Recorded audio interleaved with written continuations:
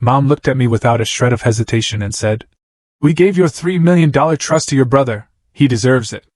My chest tightened as I realized everything I had been promised, everything I had relied on, was gone in an instant. My brother sat smugly at her side, and I knew this wasn't just about money, it was about where I stood in my own family. They're sitting in my lobby right now, my family, the people who ripped away my future, who believed I didn't deserve a dime of what was rightfully mine. They're utterly clueless, just anxiously waiting to meet the mysterious CEO buying their failing company. If only they knew, because I'm that CEO, Andrea Westbrook, and this isn't just business anymore. This is 3 years of absolute hell, 3 years of building everything from shattered pieces, all leading up to this moment of undeniable, gut-wrenching truth. Let me take you back to where it all began, to a time when I was just Andrea Westbrook, a daughter in a family that meant something, or so I thought. Growing up, the Westbrook name carried weight in our community. My father, Richard, he was a titan, really. He built Westbrook Manufacturing from a tiny workshop into this regional powerhouse, supplying precision parts to automotive giants across 3 states. Our house? A sprawling colonial in Connecticut's most exclusive neighborhood, a monument to his success. My mother, Eleanor, always impeccable, always socially connected, managed our family's image with the same exacting precision my father applied to his business. From my earliest memories, I knew my place in that family. And let me tell you, it wasn't at the top. I brought home perfect report cards, won every academic competition I entered, showed a natural, almost intuitive talent for math and business strategy. But my achievements? They were met with brief, almost dismissive nods, never real celebration. "That's what we expect from you, Andrea," my father would say, barely looking up from his newspaper. Just expectation? It felt like walking through glass, always seen, but never truly acknowledged. My brother, Maxwell, 2 years younger than me, well, he lived by a completely different rulebook. His C grades were met with enthusiastic praise for trying his best. His abandoned hobbies, a guitar gathering dust after 3 lessons, half-finished model airplanes, sports equipment from teams he quit almost as soon as he joined, those were all lauded as him exploring his interests. When he wrecked his first car, barely 3 weeks after getting his license, my parents simply bought him another one. "Accidents happen," they'd say. "He needs to learn." The contrast was stark, but subtle enough that if I ever dared to complain, I'd just be branded as jealous or petty. So, I poured all my frustration, all my yearning for recognition, into striving for excellence, foolishly believing that someday, they'd finally see my value. But my maternal grandmother, Vivian, she was different. Oh, so different. A sharp, incredibly intelligent businesswoman who'd helped my grandfather build their own successful company decades earlier. She saw something in me that my parents seemed utterly blind to. During summer visits to her beautiful lakeside home, she'd teach me. Not about needlepoint or etiquette, but about investments, market trends, the absolute importance of strategic thinking. "You have the mind of a true businesswoman, Andrea," she would tell me, her eyes twinkling. "Not everyone will see it, but don't let that stop you from becoming who you're meant to be." When I turned 16, my amazing grandmother Vivian did something extraordinary. She established a trust fund in my name. $3 million. It wouldn't be accessible until I turned 30, except for educational expenses and business investments, all approved by the trustee. "This is for your future," she told me, her voice firm and full of purpose. "I've seen how your mind works, and I want to make absolutely sure you have the resources to make your mark on the world." Our family lawyer, Franklin Pierce, an old, trusted friend of Vivian's, was named the trustee. She made her intentions crystal clear. This money was for my education and my eventual business ventures. My parents, at the time, seemed unbothered. They had plenty of their own money, and Maxwell, after all, would eventually inherit the family business. I excelled. High school valedictorian, Ivy League business school on a partial scholarship. Even with all those academic achievements, family gatherings remained exercises in invisibility for me. Conversations revolved around Maxwell's latest fleeting interest, or my father's business expansions. My mother would occasionally ask about my little finance projects, but her eyes would glaze over the moment I tried to explain anything like market arbitrage or venture capital structures. It was disheartening, but I was on a mission. After graduating with honors, I secured a position at a prestigious investment firm in Manhattan. I rented a modest apartment, deliberately declining my parents' offer to buy me one. "It's not like we can't afford it, Andrea," they'd said. But I was determined. I needed to build my life on my own terms. My early career was a brutal grind, 14-hour workdays, cancelled vacations, a relentless, almost desperate drive to prove myself to myself, if not to them. Meanwhile, Maxwell? He dropped out of 3 different colleges. 3. Before my father finally just brought him into the family business at 24. He immediately got a vice president title, of course, despite having 0 relevant experience or qualifications. While I was pulling all-nighters, hunched over financial models, Maxwell was posting Instagram photos from business trips that looked suspiciously like lavish vacations. His first independent venture, a high-end bar in downtown Hartford, failed in 6 months. His second, importing luxury watches, collapsed because he couldn't manage inventory. Each and every failure was cushioned by my parents' endless financial support and their unwavering encouragement to keep trying. The pattern became predictable, soul-crushing even. Maxwell would start something, lose interest or spectacularly mismanage it, and my parents would sweep in, cover the losses, all while praising his entrepreneurial spirit. During this time, I maintained a cordial but increasingly distant relationship with my family. Holiday visits grew shorter, phone calls more perfunctory, strained. I was forging my own path, and it diverged further from the Westbrook family narrative with each passing year. By the time I was 29, I had risen to senior management at my firm, building a solid, respected reputation for identifying undervalued opportunities. I stayed in regular contact with Franklin Pierce, my grandmother's lawyer, discussing my trust fund plans, how I'd use it once it became available. I had meticulously mapped out a business plan for my own investment firm, focused on revitalizing struggling but fundamentally sound companies. The trust was set to transfer to my control in just a few months, on my 30th birthday. Everything was proceeding according to plan. Until that fateful dinner. The one that would change everything. The invitation to dinner at my parents' home came with an unusual insistence. "We need to discuss something important as a family," my mother said, her voice laced with that distinctive tone that absolutely brooked no argument. I'd been planning to spend the weekend finalizing my business proposal, the culmination of years of planning that would launch my independent career using my trust fund. But I reluctantly agreed to attend. The Westbrook family estate looked exactly the same when I pulled into the circular driveway that spring evening. The meticulously manicured landscaping, the imposing facade, the warm lights that suggested a welcoming family home, all a perfect exterior, masking the complicated, suffocating dynamics within. Maxwell's Porsche was already parked near the entrance. Of course, he would arrive before me, I thought bitterly. He lived only 15 minutes away, in the downtown condo my parents had purchased for him after his second business failure. He claimed it was to be closer to the office, though his sporadic appearances at Westbrook Manufacturing hardly justified the prime real estate. My mother greeted me with her customary air kiss, then commented on my practical pantsuit as if it were some quaint eccentricity, rather than the standard attire of a finance professional. My father offered a brief, distracted hug before returning to pouring drinks in the living room. Maxwell lounged on the sofa, scrolling through his phone, barely acknowledging my arrival. Dinner progressed with the usual small talk. My father discussed recent contract negotiations, my mother detailed plans for her garden charity event. Maxwell, of course, talked at length about his newest business idea, an exclusive members-only club that would revolutionize networking. I offered insights about market trends affecting manufacturing industries like my father's, which received polite nods before the conversation inevitably shifted back to Maxwell's grandiose plans.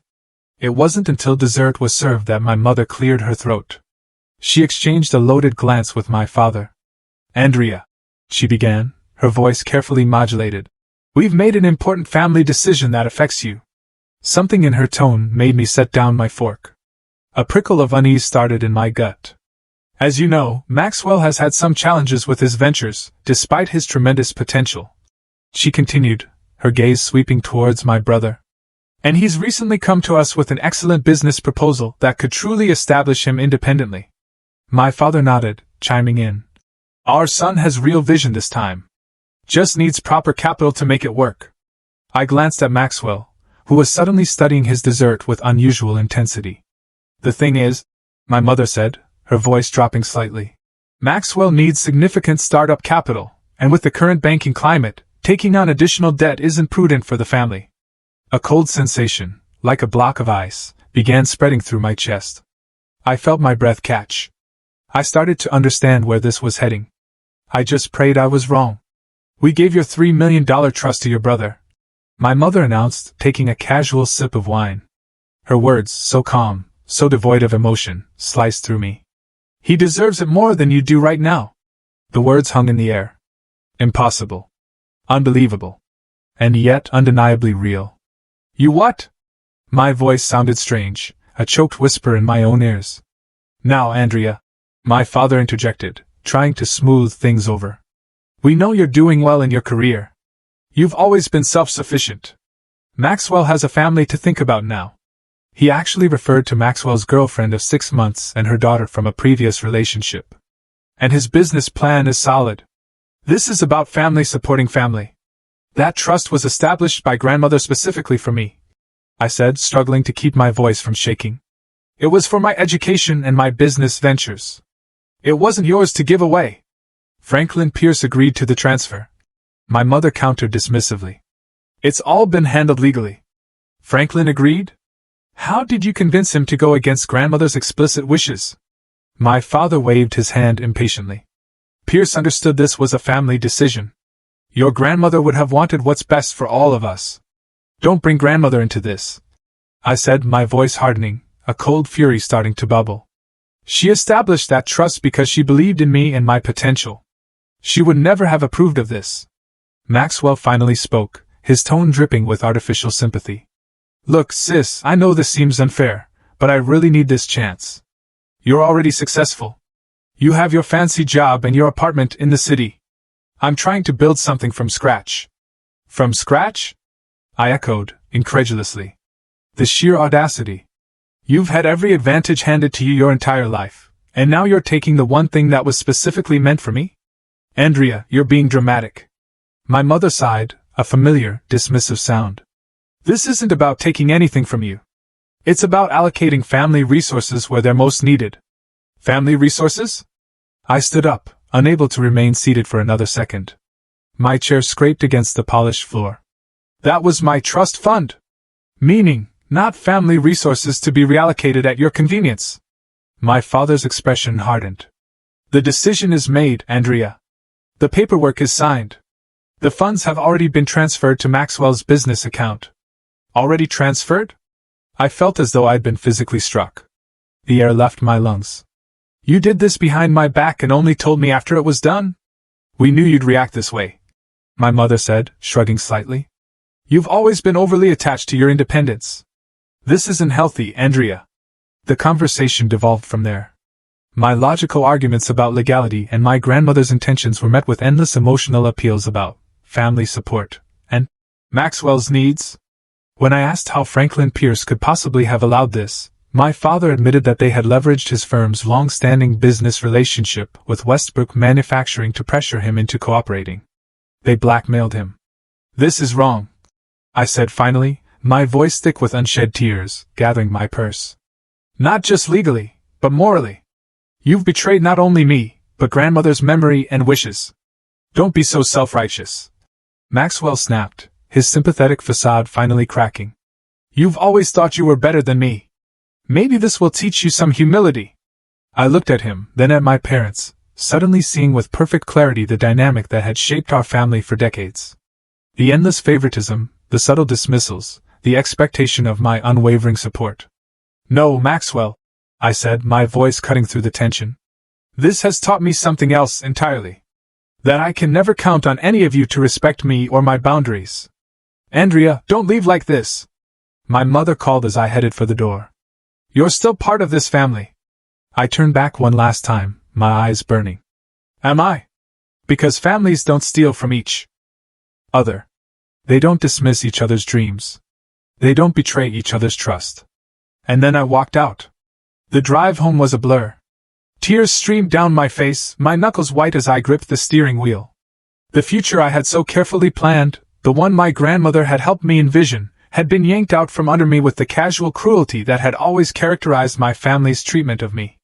Only this time, they had taken something tangible, something that was rightfully mine. But by the time I reached my apartment, the tears had dried. And something else had taken their place, a cold, clear, unyielding determination.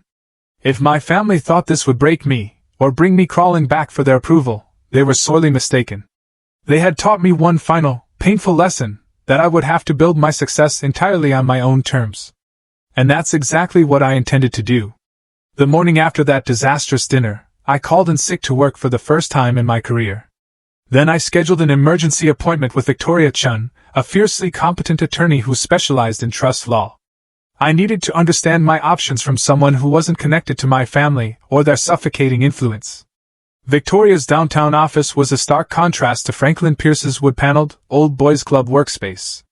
She listened intently as I explained the situation, occasionally making notes, but mostly maintaining unwavering eye contact. Legally speaking, this is questionable at best, she said after I finished. Your grandmother's intentions were clear in the trust documentation.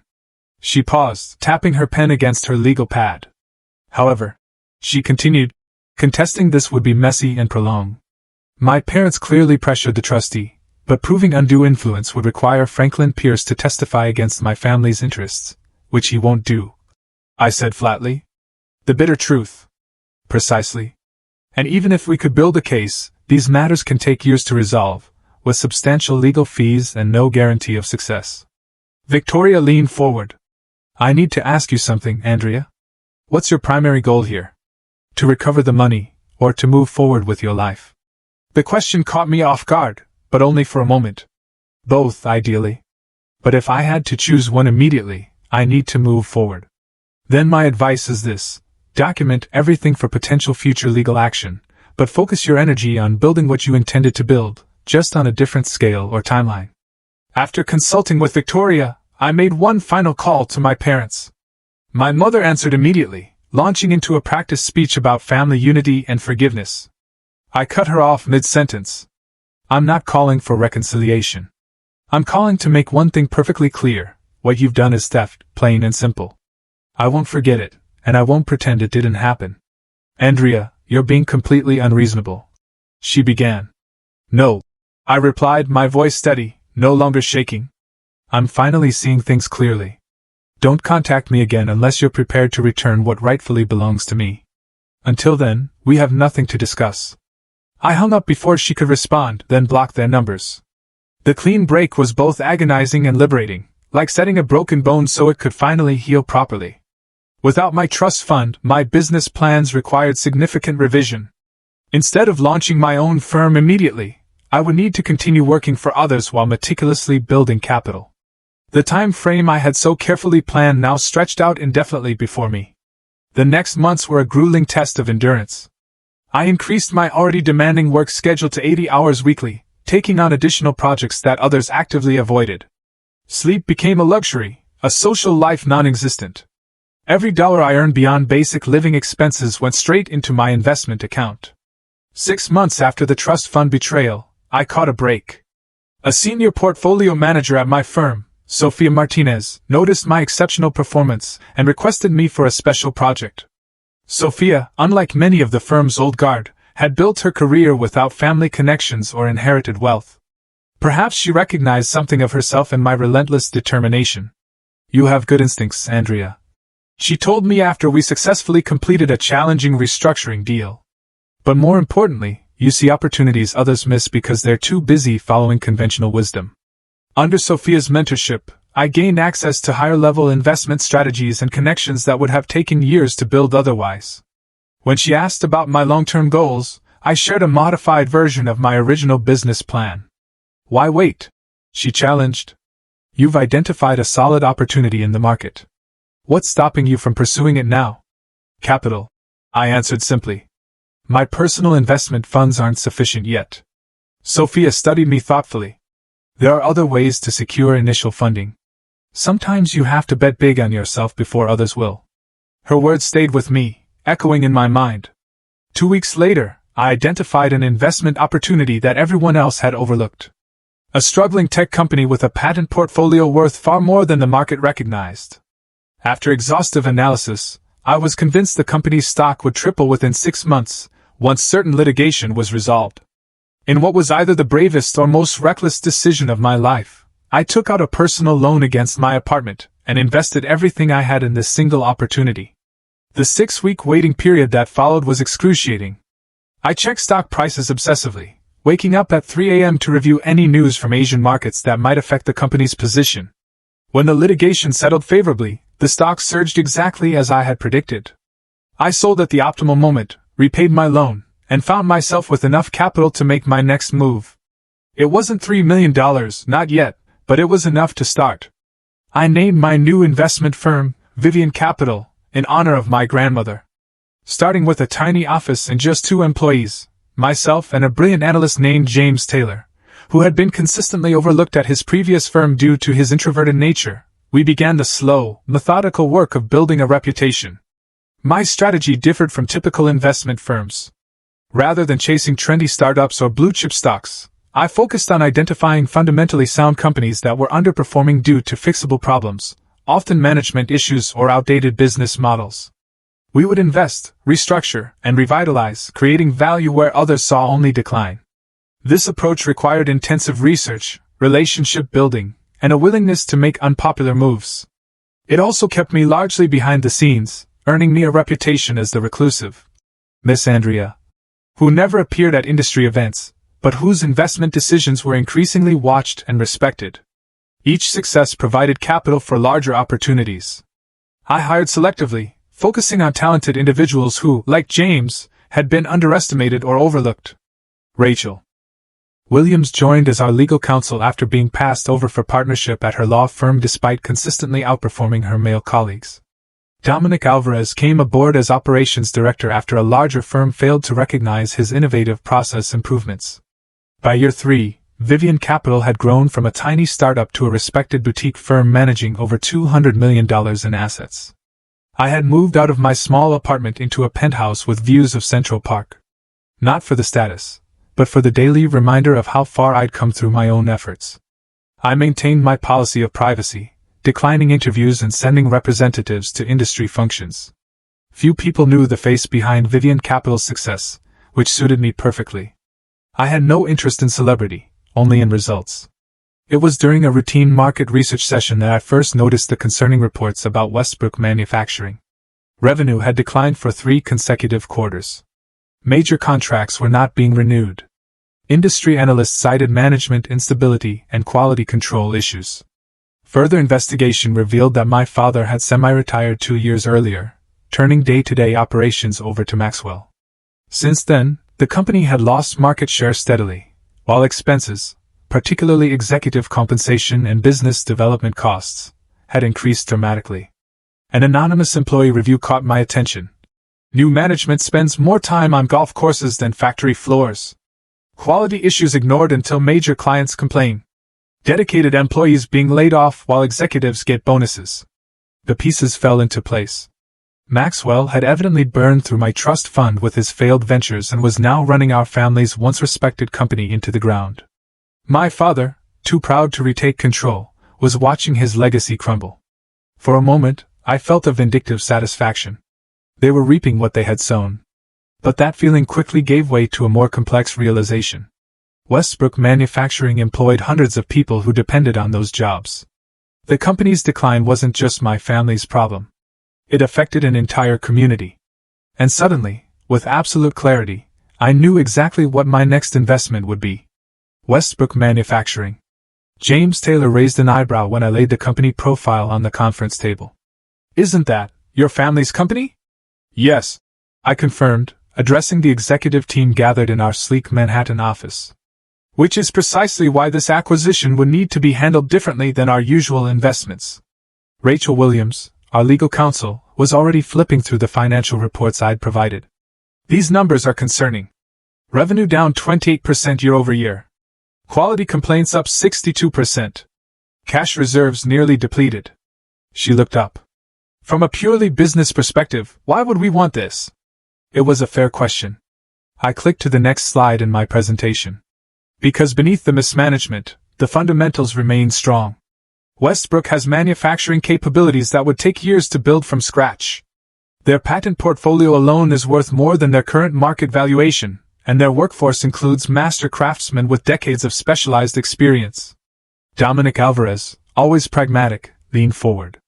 I see the potential value, but the family connection complicates things. If they know you're behind the offer, emotions could derail rational business negotiations. Exactly, I agreed.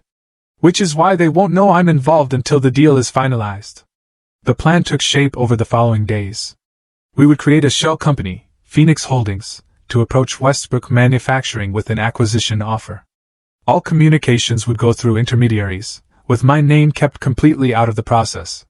James would lead the financial due diligence while Rachel ensured our legal position was unassailable. The deeper we dug into Westbrook's situation, the worse it appeared. Maxwell had instituted a management style that could generously be described as absentee. He had hired several college friends for executive positions despite their glaring lack of qualifications. Expenses for client entertainment had tripled, while investment in equipment maintenance had been drastically slashed. Most concerning were the reports from factory workers. Layoffs had increased workloads for remaining employees, safety concerns were being ignored.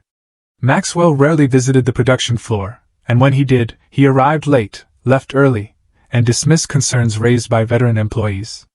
Meanwhile, social media told its own story. While the company struggled, Maxwell's Instagram showed exotic vacations, a new yacht, and celebrity parties, all presumably financed by his generous compensation package and whatever remained of my trust fund. Our initial acquisition offer was deliberately conservative, enough to be taken seriously, but low enough to establish our negotiating position. The response came quickly, a counter-offer so high it suggested desperation rather than confidence. They need this deal more than they're admitting, James observed after reviewing their counter-proposal. But they're trying to maintain leverage they don't actually have. The negotiations proceeded through layers of lawyers and investment bankers. Each round revealed more about Westbrook's precarious position. They were potentially facing default on a major loan within 60 days. A key client was threatening to cancel their contract due to quality issues. Employee pension obligations were significantly underfunded. As we applied strategic pressure, I found myself questioning my motivations. Was I pursuing this acquisition for sound business reasons, or was it about revenge? The question troubled me enough that I raised it with Rachel during a late-night strategy session. Does it matter? She asked bluntly. The business case is solid. The acquisition makes financial sense. Whether you also get personal satisfaction seems irrelevant to the decision. It matters to me, I insisted. I don't want to become the kind of person who uses business as a weapon. Rachel considered this, twirling her pen thoughtfully. Andrea, I've worked with plenty of executives who make decisions based purely on ego or vendettas. That's not what you're doing here. You identified a distressed asset with unrealized value. The fact that you have personal knowledge that helps you see that value more clearly than others just gives us an edge. Her perspective helped, but I still spent a sleepless night weighing the complex emotions involved in buying my family's company. By morning, I had reached clarity. I would proceed with the acquisition because it made business sense. But I would structure the deal to protect employees and preserve what was truly valuable about Westbrook Manufacturing. The final phase of negotiations was tense. Westbrook's representatives pushed relentlessly for meetings with Miss Andrea, the mysterious CEO behind Phoenix Holdings. I declined repeatedly, insisting that all communications continue through our respective teams until terms were finalized. Behind the scenes, I prepared meticulously for the eventual revelation. I reviewed restructuring plans with James, ensuring they were both profitable and ethical. I worked with Dominic on communication strategies for Westbrook employees. I even rehearsed what I would say to my family when the moment came. As we approached the final agreement, rumors spread through industry channels about the reclusive investor who was acquiring Westbrook Manufacturing. My parents' lawyer made increasingly urgent requests for a face-to-face meeting before signing. They're trying to identify you, Rachel warned after one particularly insistent call. Someone might have connected the dots between Vivian Capital and Phoenix Holdings. Let them speculate, I replied, my voice calm. We're too close to completion to change course now. Finally, we reached terms that satisfied both parties' requirements, or, more accurately, terms that Westbrook had no choice but to accept given their catastrophic financial situation. The agreement protected jobs for rank-and-file employees while removing current executive management.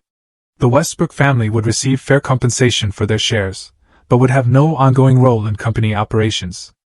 All that remained was the final meeting to sign the acquisition documents, and the moment when my family would discover exactly who had purchased their company. "Are you ready for this?" Sofia Martinez asked when I called her the night before the meeting. My mentor had watched Vivian Capital's growth with pride, offering occasional guidance, but always respecting my independence. "I've been preparing for 3 years," I answered, a dry chuckle escaping my lips. "Though probably not in the way they think. Just remember," Sofia advised, her voice warm. "Tomorrow isn't about the past. It's about the future you're building. Don't let old wounds distract you from the business at hand."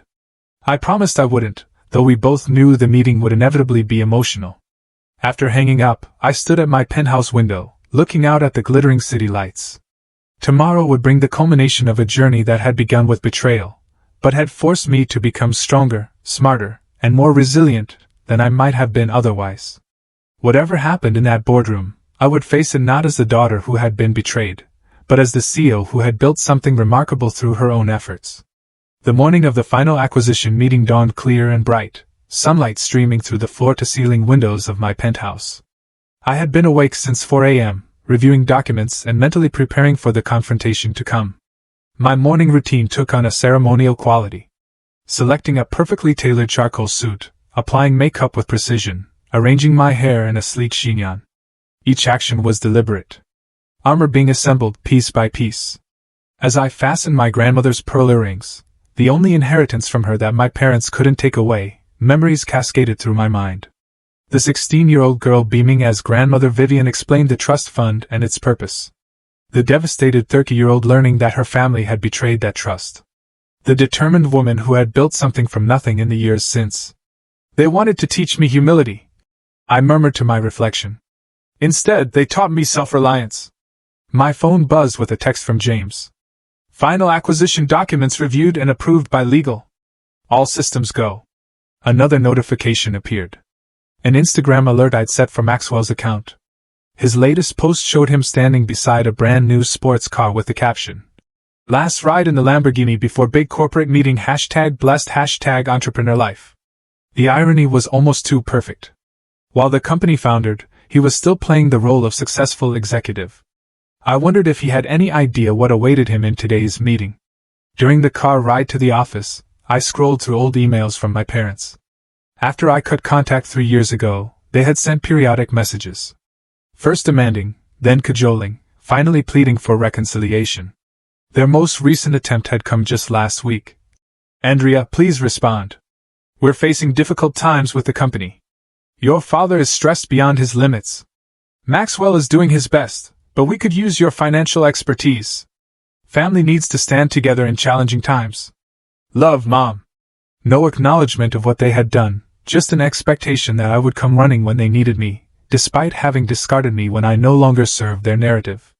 The Vivian Capital offices were already buzzing with activity when I arrived. Dominic approached immediately, tablet in hand. "They're here already," he reported. "Arrived 20 minutes early. I've put them in the Maple conference room with coffee and pastries. They're early because they're nervous," I noted. "What's your read on them, Dominic?" Dominic, with his remarkable talent for assessing people, had been my eyes and ears during preliminary meetings with Westbrook representatives. "Your father looks ill. Pale, shaky hands.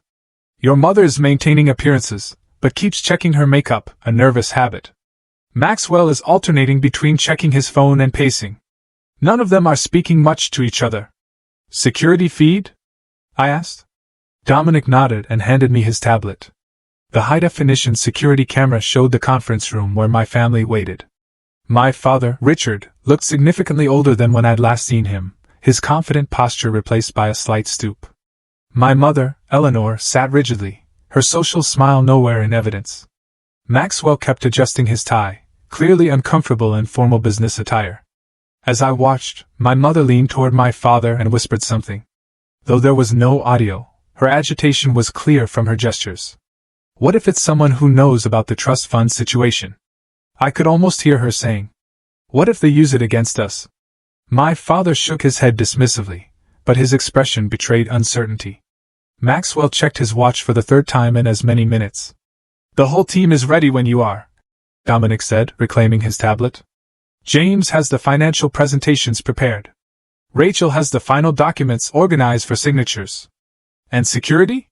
2 plainclothes officers in the reception area as requested. Just a precaution. Dominic hesitated. Andrea, are you sure you want to do this alone? I could accompany you for the initial meeting. I appreciated his concern but shook my head. This is something I need to do myself. Have the team ready to join us 30 minutes in, after the initial introductions. In my office, I took a moment to center myself. On my desk sat a photo of my grandmother, Vivian. The only personal item I displayed at work. I wish you could see this. I told her image. Not the revenge part. You were always above that. But the business I've built, the people I've helped succeed. I think you'd be proud. My desk phone buzzed. Miss Westbrook, your 10 a.m. is waiting in the Maple conference room. My assistant's voice announced. Thank you, Clara. Please inform Mr. Taylor and the team to join us at 10:30. Before leaving my office, I received a final text from Sophia.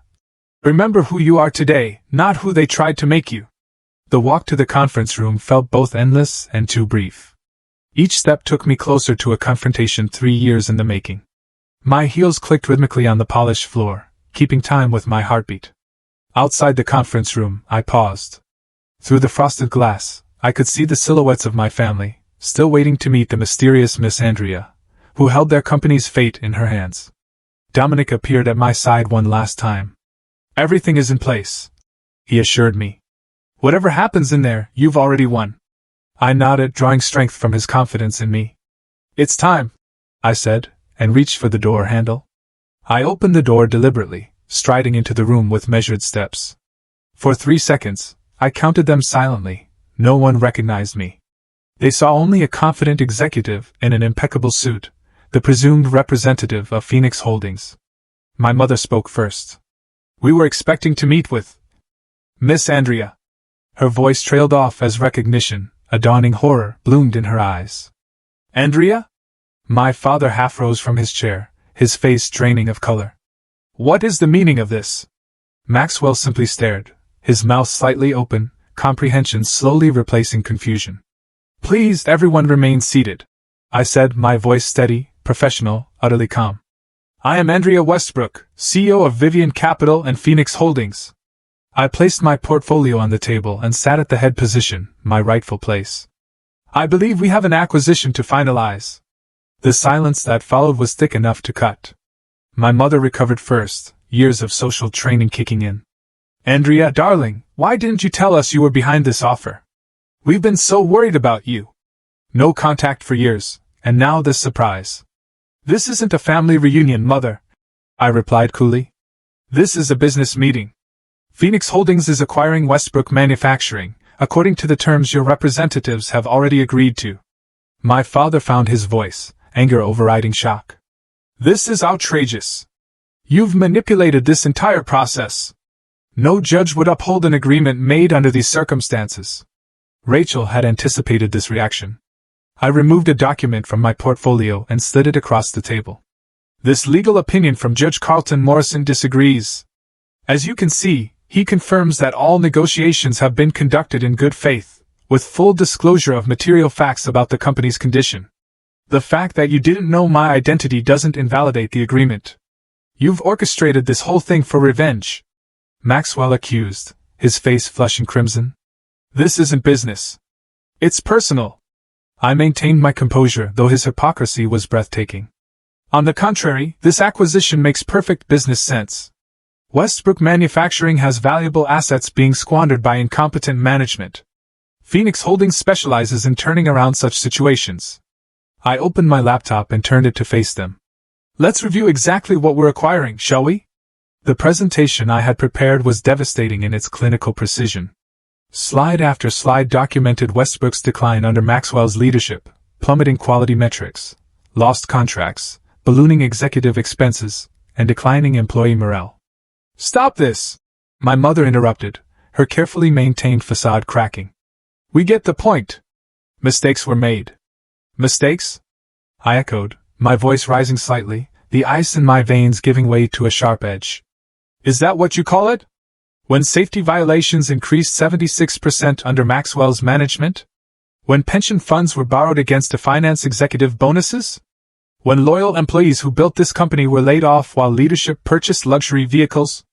My father, ever the pragmatist, changed tactics. Andrea, clearly you've built something impressive. We underestimated you, and that was wrong. But this is still a family business. Surely, we can come to an arrangement that keeps Westbrook under family control. The time for family arrangements passed 3 years ago, I replied evenly.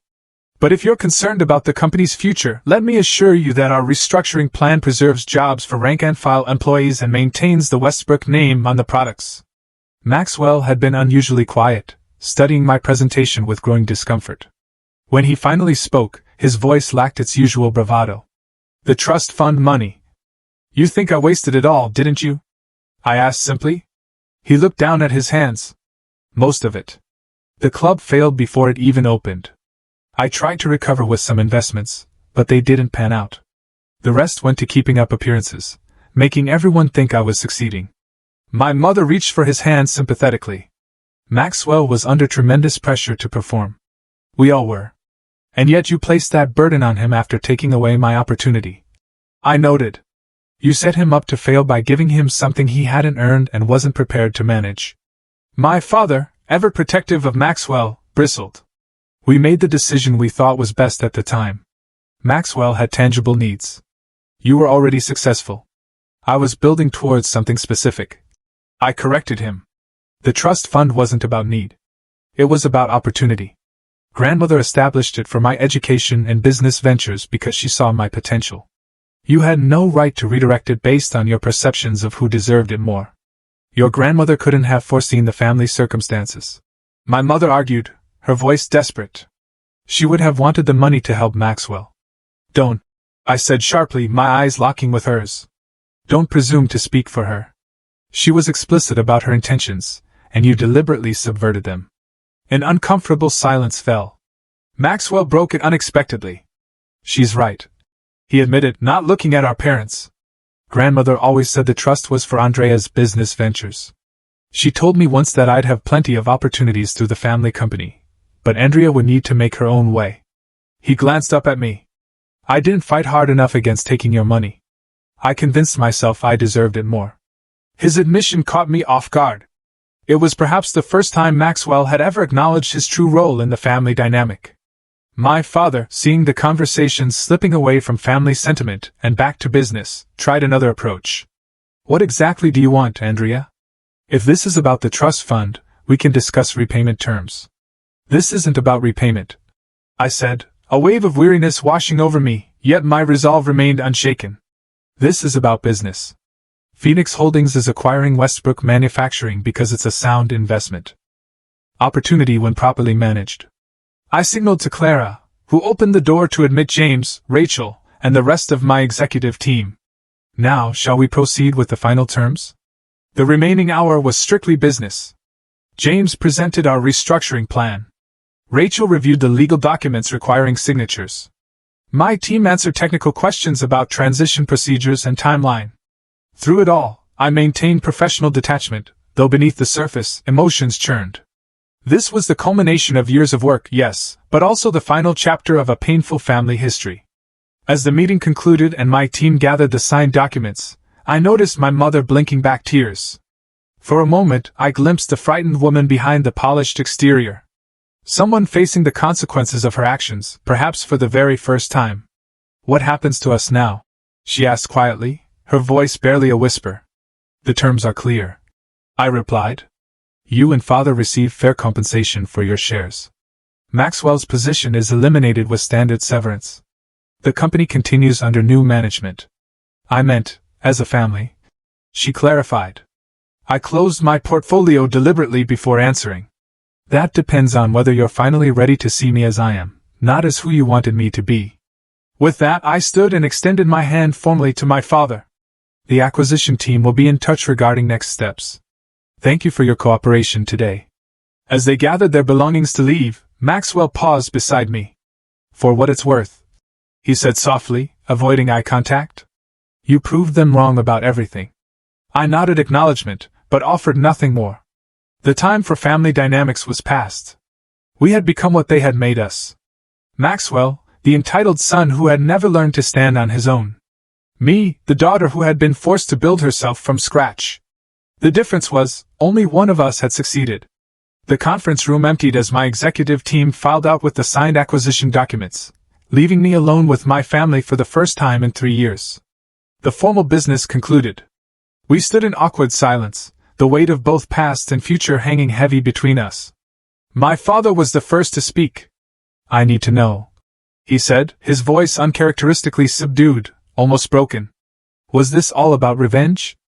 I considered the question carefully before answering. No, it's about business, legacy, and setting things right. Not just for me, but for all the employees whose livelihoods were at stake. We never meant to hurt you, Andrea, my mother said, reaching toward me, but stopping short of actual contact. Her hand hovered, then dropped. We thought we were making the right decision for everyone. That's the problem, I replied, my voice steady, filled with a quiet strength. You made decisions about my life, my future, my inheritance, without considering what I wanted or needed. You decided Maxwell deserved my trust fund more than I did, without any regard for grandmother's wishes or my plans. We were wrong, my father admitted, the words clearly difficult for him. About the trust fund. About your capabilities. About so many things. I was so focused on protecting Maxwell that I never saw how much I was hurting you. Maxwell, standing slightly apart, added, I should have refused the money. Deep down, I knew it wasn't right. But I was desperate to prove myself, to live up to Dad's expectations. And how did that work out? I asked, not unkindly. He shook his head ruefully. I failed. Spectacularly. Everything I touched fell apart, including the company. Because you're trying to be something you're not, I observed. Just as I was always trying to be what our parents wanted instead of who I actually am. My mother dabbed at her eyes with a tissue. Can you ever forgive us? The question hung in the air between us. 3 years ago, I would have said no without hesitation, fueled by raw pain and anger. Now, with the perspective of hard-earned success and the confidence it had brought, I could see my parents more clearly. Not as the infallible authorities of my childhood, but as flawed individuals who had made serious mistakes. Forgiveness is possible, I said finally. But trust has to be earned back. You broke something fundamental between us, and it can't be repaired with just an apology. What can we do? My father asked, looking genuinely lost. Accept the consequences of your actions. Respect the boundaries I set. And perhaps most importantly, see me for who I actually am, not who you wanted me to be. They nodded solemnly, and for perhaps the first time, I felt they were truly listening to me. After my family left, I scheduled individual meetings with them over the coming weeks. My conversation with Maxwell was surprisingly productive. Without our parents' influence, he spoke candidly about his struggles and failures. I never wanted to run the company, he confessed. I wanted to work in music production, but Dad made it clear that wasn't an option for a Westbrook. What will you do now? I asked. Start over properly this time. No safety nets, no family name to trade on. He hesitated. I may need some advice along the way. I'm not giving you money, I clarified immediately. He laughed, a genuine sound I hadn't heard from him in years. No, I meant actual advice about building something real. You seem to know how to do that. The implementation of our restructuring plan for Westbrook Manufacturing began immediately. I appointed James Taylor as interim CEO to oversee the transition, with a clear mandate to preserve jobs while improving efficiency and quality control. 2 weeks after the acquisition, I visited the factory floor myself. The employees had been informed about the change in ownership, but were understandably anxious about what it meant for their futures. I stood before them not as Richard Westbrook's daughter, but as the CEO of the company that now controlled their livelihoods. I know many of you have worked here for decades, I began. You've built this company with your skill and dedication, often despite challenges from management. I want you to know that Westbrook's future depends on your expertise, and our restructuring plan puts your job security as a priority. An older worker raised his hand. With respect, Miss Westbrook, we've heard promises before. Maxwell told us our jobs were secure right before laying off 20% of the floor staff. A fair concern, I acknowledge, which is why I'm not asking you to take my word for it. The detailed restructuring plan is available for all employees to review. It includes modernization of equipment, skills training programs, and a profit-sharing structure that wasn't possible under previous management. By the end of the meeting, the tension had noticeably eased. These were practical people who responded to straightforward communication and concrete plans, something they had been deprived of under Maxwell's leadership. As I was leaving, an elderly craftsman approached me. "You remind me of your grandmother," he said. "She used to visit the floor regularly when your grandfather was running things. Always asked good questions. Always remembered our names." The comparison to Vivian meant more to me than he could know. "Thank you," I said sincerely. "That's the highest compliment you could give me." In the months that followed, I maintained limited contact with my parents. Our relationship remained formal but cordial, like business associates with a complicated history, rather than family. My father, after his initial anger subsided, grudgingly acknowledged the improvements we were making to the company he had built. "The quality metrics are better than they've been in 5 years," he admitted during one of our quarterly update meetings. "You've managed to cut costs while increasing worker satisfaction. I wouldn't have thought that possible." "It's about priorities," I explained. "When executives aren't draining resources on personal expenses, there's more available for what actually matters." The rebirth of Westbrook Manufacturing under Vivian Capital's guidance became something of a case study in ethical business turnaround. Industry publications noted the increase in quality, the preservation of jobs, and the return to profitability achieved without the usual slash-and-burn tactics of corporate raiders. 6 months after the acquisition, I had dinner with Margaret Foster, my grandmother's oldest friend and confidant. Now in her 80s, Margaret remained sharp-minded and direct. "Vivian would be proud of you," she told me over dessert. "Not just for the business success, though that's impressive enough.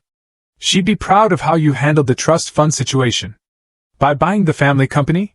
I asked with a small smile. Margaret chuckled. "By refusing to be defined by what was taken from you. Vivian always said true character shows not when things go well, but when they don't. You proved your character by building something new instead of just fighting over what was lost." Her words helped me understand something I had been struggling to articulate, even to myself. The acquisition of Westbrook Manufacturing hadn't been primarily about revenge, or even reclaiming what was rightfully mine. It had been about honoring my grandmother's legacy by becoming the kind of businesswoman she had seen in me from the very beginning.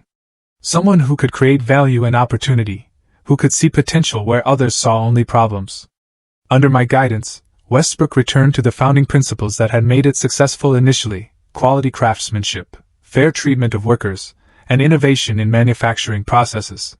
We maintained the Westbrook name on products, not for family sentiment, but because it still represented quality to longtime customers. My relationship with my parents continued to evolve slowly. After a year, we managed occasional family dinners that, while not entirely comfortable, were at least civil. Maxwell, somewhat to my surprise, found his footing working for a music production company, a career path our parents had discouraged, but that suited his actual talents. "Are you happy?" my mother asked during one of these dinners, studying me with newfound attentiveness. The question gave me pause. For so long, my focus had been on proving myself, on building security, on validating my worth through achievement. Happiness had seemed almost irrelevant to the journey. "I'm fulfilled," I answered thoughtfully. "I've built something meaningful that provides for others. I make decisions based on my own values, not anyone else's expectations. So yes, I think that's happiness, though perhaps not in the conventional sense." As for the trust fund that had started it all, the $3 million that my parents had redirected to Maxwell, I came to see its loss as paradoxically valuable.